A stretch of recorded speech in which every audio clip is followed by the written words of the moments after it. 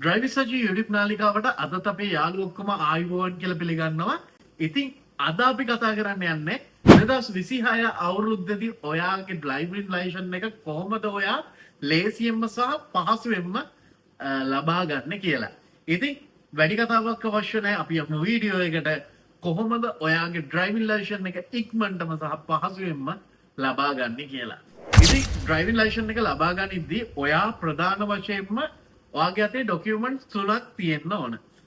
පළවෙනි එක තමයි ඔයාගේ ජාතික හැඳුනුම්පත. දෙවෙනි එක තමයි ඔයාගේ උප්පැන්න සහතිකය.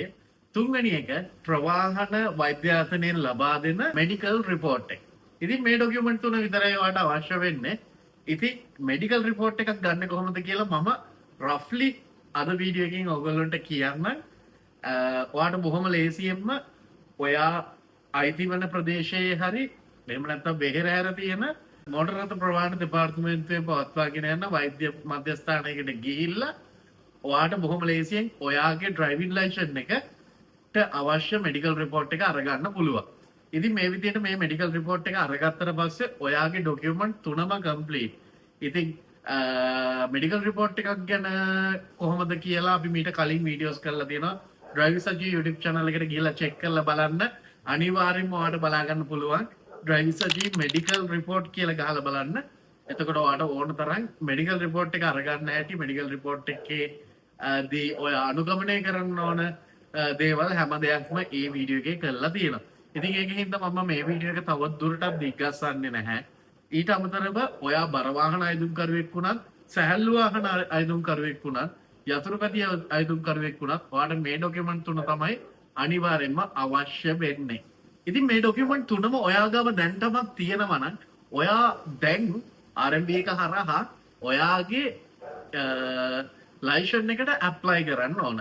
ඉතින් මේ ලයිසන් එකට ඇප්ලයි කරන්න ගියාම ඔයාට පුළුවන් ඔයාගේ ළඟම තියෙන කච්චේරියේ තියෙන මේ මොටර රථ ප්‍රවාහන දෙපාර්තමේන්තුවට ගිහිල්ලා ඔයාගේ ලයිසන් එකට අදාළ ඇප්ලිකේෂන් ෆිල් කරන්න. ඉතින් මේ ඇප්ලිකේෂන් ෆිල් කරන්න යන ප්‍රොසෙස් එකේදී ඔයාට ක්‍රම දෙකක් තියෙනවා. පළවෙනි එකක් ඔයාට පුළුවන් ලර්නර්ස් එකක් through ඇප්ලයි කරන්න. එතකොට ලර්නර්ස් එකෙන් ඔක්කොම වගේ ඩොකියුමන්ට්ස් ඔයාට arrange කරලා දෙනවා ලර්නර්ස් එක through. ඉතින් එතකොට ඔයාට ලර්නර්ස් එකකට ගිහිල්ලා ඔයාගේ ඩොකියුමන්ට් ටික බාර දෙන්න විතරයි අවශ්‍ය වෙන්නේ. අනිත් හැම වැඩ කටයුත්තක්ම ලර්නර්ස් එක හරහා ඔයාට කරලා දෙනවා. ඒ වගේම තමයි ඔයා පෞද්ගලිකව ලර්නර්ස් එකක් හරහා යන්නේ නැතුව ඔයා self driving license එකකට apply කරනවා නම් අනිවාර්යෙන්ම ඔයා යන්න ඕන ඔයාගේ කච්චේරියේ තියෙන DMT office එකට. එහෙම නැත්නම් Department of Motor Traffic office එකක් තියෙනවා ඔයාගේ කච්චේරියේ හරි එහෙම නැත්නම් බෙහෙර හැර හරි ඔයා යන තැන අනිවාර්යෙන්ම මෙන්න මේ DMT office එකට යන්න ඕන. මේ office එකට ගිහිල්ලා නව රියදුරු පත්‍රයක් ලබා ගන්නවා නම් ඔයා අනිවාර්යෙන්ම ඒ ඇප්ලිකේෂන් එක ෆිල් කරන්න ඕනේ. ඊට අමතරව එතනදී ඔයාගේ ඇඟිලි සලකුණු ඡායාරූප මේ වගේ දේවල් අරගන්නවා.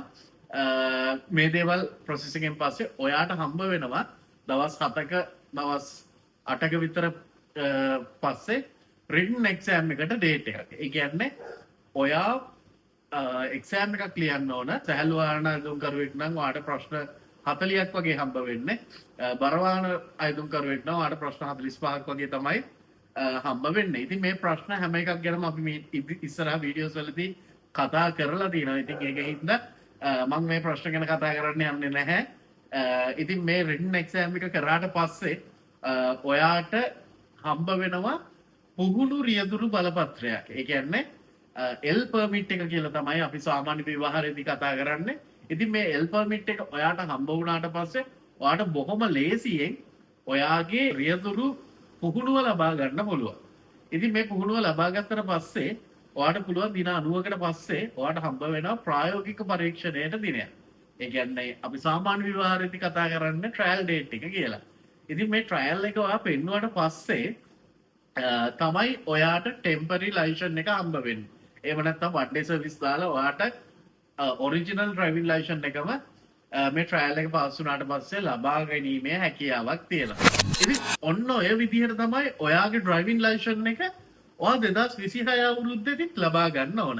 ඉතින් ඔයාට මේ ඩ්‍රයිවිං ලයිසන් එක ගැන තව මොන හරි ගැටලු තව මොන හරි ප්‍රශ්න තියෙනවා නම් පල්ලෙහා කමෙන්ට් සෙක්ෂන් එක සම්පූර්ණයෙන්ම ඔයාට විවෘතයි. ගොඩ කාලයකට පස්සේ වීඩියෝ එකකින් ඕගොල්ලෝ ගාවට ආවේ. ඉතින් 2026 අවුරුද්දේදී ගොඩක් ඉන්ට්‍රස්ටිං වීඩියෝස් කරන්න බලාපොරොත්තු වෙනවා. ඉතින් මතකත්ම සබස්ක්‍රයිබ් කරලා තියාගන්න ඩ්‍රයිවිං සජී YouTube channel එක. ඒ වගේම අපේ social media වලින් like කරලා follow කරලා නැත්නම් අනිවාර්යෙන්ම like කරන්න follow කරන්න. මොකද මේ වගේ අප්ඩේට්ස් ඉක්මනටම ඔයා ගාවට ගෙන්න ගන්න පුළුවන් වෙන්නේ ඔයා අපිව like කරලා follow කරලා subscribe කරලා තියාගත්තොත් විතරයි. ඉතින් එහෙනම් තවත් මේ වගේ වීඩියෝ එකකින් ඉක්මනටම හම්බ වෙමු. අදට අපි ගිහිල්ලා එන්න.